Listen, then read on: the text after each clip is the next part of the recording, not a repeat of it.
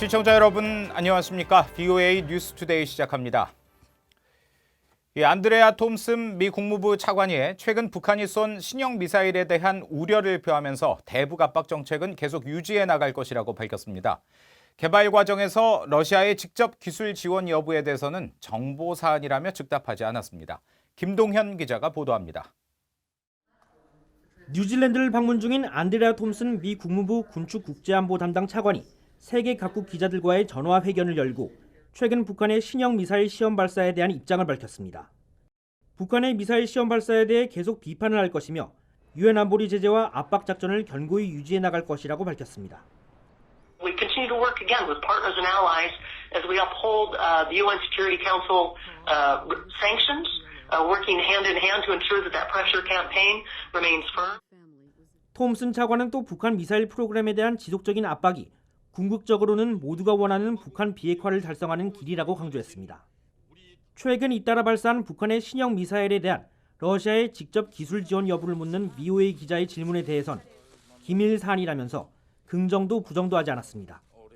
We'll go into intelligence work on in this forum, but what I can tell you is we are concerned about the missile development. 미북 실무회담 재개 전망에 대해선 날짜는 갖고 있지 않지만 재개가 이루어지길 희망하고 있다고 말했습니다. 중거리 핵전력 조약 INF 탈퇴 이후 미국의 중거리 미사일 배치는 해당국 지도자와 정부의 주권적 결정이라고 밝혔습니다. On missile placement, that's a sovereign decision to be made by the leaders of those governments. 톰슨 차관은 동맹국 내 중거리 미사일 배치에 대해서는 미국의 일방적인 결정이 아닌 동맹국과의 협의를 통해 이루어질 것이라고 강조했습니다. VOA 뉴스 김동윤입니다. 미국이 현재 보유하고 있는 지상 배치 중간 단계 미사일 방어 체계 GMD로 미사일을 이용한 북한의 위협을 막아낼 수 있다고 미 국방부 고위 관리가 밝혔습니다. 마이클 그리핀 미 국방부 연구공학 담당 차관은 13일 워싱턴에 있는 허드슨 연구소 토론회에서 GMD가 북한이 미 본토를 공격할 수 있는 대륙간 탄도미사일을 막아낼 기술 수준이 있느냐는 사회자의 질문에 자신이 있다면서 이같이 밝혔습니다. 그리핀 차관은 이어 미국의 중간 단계 미사일 방어 체계로 최근 고속 요격 시험을 2번에 걸쳐 실시했다며 매우 성공적이었다고 강조했습니다. 최근 북한 선박들의 운항이 급감했다는 소식 전해드렸는데 북한의 석탄 취급 항구들에서는 다른 움직임이 포착됐습니다. 대형 선박들의 움직임이 활발해졌는데 최근 제기된 북한산 석탄의 불법 거래 의혹과의 연관성 여부가 주목됩니다. 함지하 기자가 취재했습니다.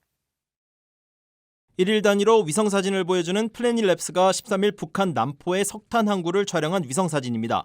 선박 한 척이 보이는데 길이는 약 110m, 대형으로 주변에는 석탄으로 보이는 검은 물체가 가득합니다. 10일 촬영된 위성사진에 처음 등장한 이 선박은 13일 위성사진 때보다 약 30m 뒤 지점에 정박해 있었습니다. 북한은 석탄을 실을 때 한쪽 적재 공간을 채운 뒤 다음 공간을 채우기 위해 선박을 전진시키는데 이번에도 같은 형태로 선박이 이동한 것으로 추정됩니다. 지난 1일부터 13일 사이 남포의 석탄 항구를 관측한 결과 최소한 선박 4척이 3, 4일씩 머물다 떠난 것으로 확인됐습니다. 특히 지난 3일에 포착된 선박은 약 138m에 달했습니다. 남포의 석탄 항구는 불법으로 석탄을 운송하다 미국 정부에 의해 압류된 북한 선박 와이즈 어네스트호가 석탄을 실었던 곳입니다. 북한 노동당 39호실 고위 간부를 지낸 리정호 씨는 최근 VOA와의 인터뷰에서 석탄을 비롯한 제재 품목의 반출이 증가하고 있다고 밝혔습니다. 북한산 석탄이 중국 남방 지역에 많이 수출되고 있고 금과 수산물을 비롯한 밀수가 늘어나고 있어요. 그리고 제재 품목을 피해서 시계를 비롯한 다른 품목으로 임가공 무역을 누리고 지난해보다 수출입이 증가하고 있습니다. 유엔 안보리는 2017년부터 북한산 석탄의 거래를 전면 금지했습니다. 북한 석탄이 대형 선박에 실리는 모습이 또다시 포착되면서 국제사회의 제재로 타격을 입고 있는 북한이 불법적으로 석탄 거래를 재개하는 게 아니냐는 의문이 제기됩니다. VOA 뉴스 함지아입니다. 유럽의회가 북한 인권 문제에 지속적인 관심을 표명하며 문제를 제기한 것으로 나타났습니다. 이 토론회와 보고서, 결의안 등 다양한 방식이 이용됐는데요. 이현철 기자의 보도입니다. 유럽의회 외교위원회 산하 인권소위원회는 12일 발표한 활동보고서에서 지난 5년 동안 지속적으로 북한 인권 문제를 제기했다고 밝혔습니다. 보고서에 따르면 위원회는 올해 1월 23일 토마스 퀸타나 유엔 북한인권 특별보고관을 초청해 북한인권에 관한 의견을 교환했습니다. 퀸타나 특별보고관은 이 토론회에서 북한 정치범 수용소에 대해 중대한 우려를 표시했습니다. They fear being sent to those political prison camps because of minor offenses. This remains a quite serious. 위원회는 또 2015년 1월 21일에는 로버트 킹 당시 미 국무부 북한인권 특사를 초청해 북한인권 토론회를 개최했다고 밝혔습니다. 2016년 4월 20일에는 북한인권 책임 추궁이냐 교류냐라는 제목으로 워크숍을 열고 결과를 담은 보고서를 발표했습니다. 이정훈 당시 한국 외교부 인권대사는 지난 수십 년간의 대북 교류가 효과가 없었다고 지적했습니다. 이어 북한 인권 문제에 대한 책임 추궁을 강조하며 대북 압박을 강화해야 할 때라면서 유엔 안보리가 북한 상황을 국제형사재판소에 회부하는 것을 최상의 대북 압박으로 꼽았습니다. Because North Korea for the first time is showing signs that it feels very uncomfortable. 위원회는 또 북한의 4차 핵실험 직후인 2016년 1월 21일 열린 본회의에서 북한 결의안이 압도적인 표차로 통과됐다고 밝혔습니다. 북한의 도발을 비난하고 북한 인권 상황에 대해 중대한 우려를 표시하며 인권 침해 책임 규명과 책임자 처벌을 강조했습니다. 유럽의회는 유럽연합 EU의 입법기관으로 28개 회원국에서 선출된 751명으로 구성되며 지난달 5년 임기의 새 의회를 구성했습니다. BOA 뉴스 이현철입니다. 미국 정부가 제재 위반 혐의로 압류한 북한 선박 와이즈 어네스트호의 입찰이 공식 마감됐으며 결과는 공개되지 않았습니다. 미 연방 마셜국 관계자는 13일 와이즈 어네스트호의 입찰 여부를 묻는 BOA의 질문에 입찰 과정은 철저히 비밀이라며 절차가 끝날 때까지 진행 상황과 관련된 정보를 공개하지 않을 것이라고 대답했습니다. 연방 마샬국은 지난달 31일 와이즈 어네스트호를 경매에 붙였으며 입찰 마감 시한을 9일 오후 5시로 발표한 바 있습니다.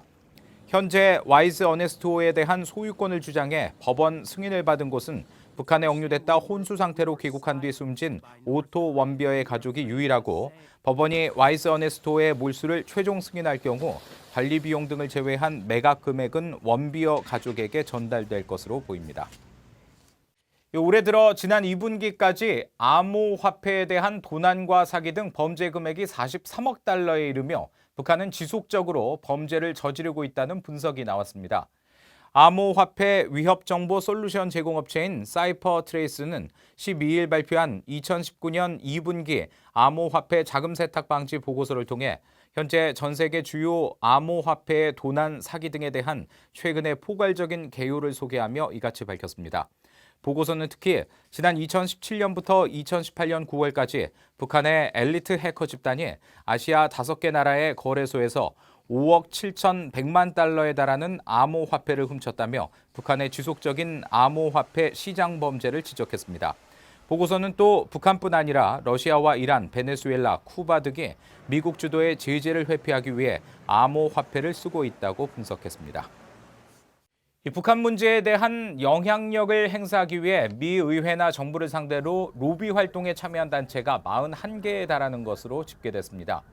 BOA가 미국의 비영리 기구 오픈 시크릿에 공개된 지난 2006년부터 올해 6월까지 약 13년 사이에 이루어진 미국 내 로비 활동 내역을 종합한 결과 이같이 집계됐습니다. 대북 제재와 관련해 로비를 요청한 민간업체로부터 북한에 억류됐다 석방된 뒤 숨진 오토 원비어 씨의 부모의 로비 요청 등 다양합니다. 로비 활동 내역에 북한을 언급한 빈도수를 기준으로 보면 대북 거래 연루 가능성이 제기됐던 국제은행 간 통신협회 스위프트의 로비가 55건으로 가장 많았습니다. 이상으로 BOA 뉴스투데이 마칩니다. 함께해 주신 여러분 고맙습니다.